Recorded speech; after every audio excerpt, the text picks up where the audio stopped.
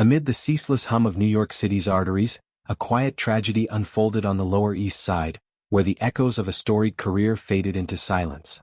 Peter Greene, the enigmatic actor whose gravel-voiced gravitas powered iconic villains in Pulp Fiction and The Mask, was found lifeless in his Clinton Street apartment on a crisp Friday afternoon. At 60, Greene's departure, discovered unresponsive around 3:25 p.m. and pronounced at the scene, casts a long shadow over the film world, prompting tributes that peel back the layers of a man as complex as his characters. Authorities, after a thorough sweep, ruled out any criminal hand, leaving the cause of death to the medical examiner's discerning scalpel. In this city of survivors, Greene's passing feels like a plot hole in a narrative too rich for abrupt endings.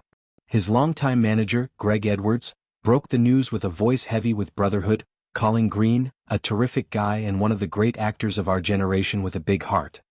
Edwards' eulogy transcended professional courtesy, delving into the marrow of Greene's humanity, the late-night confessions over whiskey, the fierce defense of underdog scripts, the unassuming charm that disarmed skeptics. Set to commence filming on the independent thriller Mascots in January 2026, Greene was poised for a resurgence alongside Mickey Rourke, a pairing of grizzled icons that promised fireworks. The film's writer-director, Carey Mondragon, received the devastating update from Edwards and responded with raw grief, mourning not just a collaborator but a kindred spirit whose insights sharpened every draft. Greene's cinematic footprint began in the concrete jungle of New York theater, where he honed his craft in off-Broadway basements, channeling urban angst into monologues that left audiences breathless. Laws of Gravity, a 1992 indie gem, marked his silver screen baptism, his portrayal of a petty crook a raw nerve of desperation and defiance. But Pulp Fiction in 1994 was the earthquake, Tarantino's pulp prose finding its perfect predator in Greene's Zed, a rapacious brute whose basement lair became shorthand for cinematic sadism. Opposite Thurman and Jackson, Greene's leers and guttural taunts amplified the film's anarchic pulse, earning him a pantheon spot among Tarantino's rogues.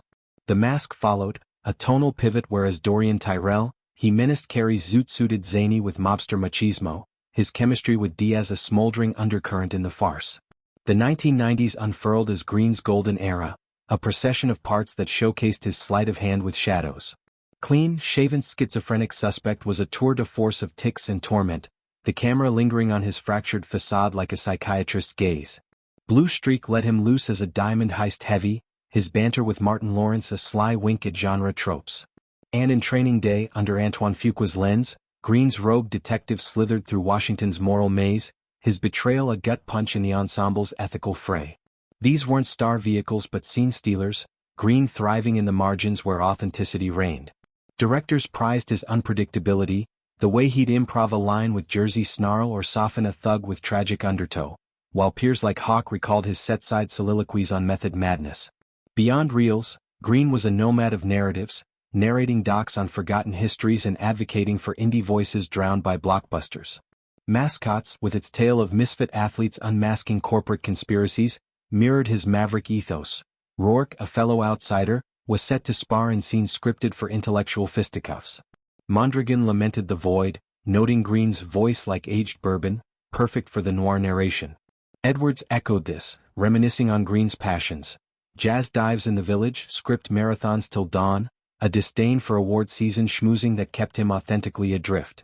Greene's life, like his roles, balanced on a knife's edge, triumphs tempered by thespian tempests, visibility veiled by intentional obscurity. Born amid Montclair's Milltown echoes, he carried that working-class warp into every wardrobe, his accents a mosaic of borough bites. Tributes now flood feeds.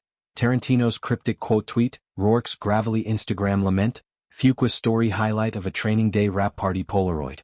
They converge on a theme, Greene as alchemist transmuting typecasts into tapestries. In his Clinton Street sanctum, walls papered with call sheets, floors littered with dog-eared Dostoevsky, Greene curated a cosmos of creativity, untouched by tabloid taint.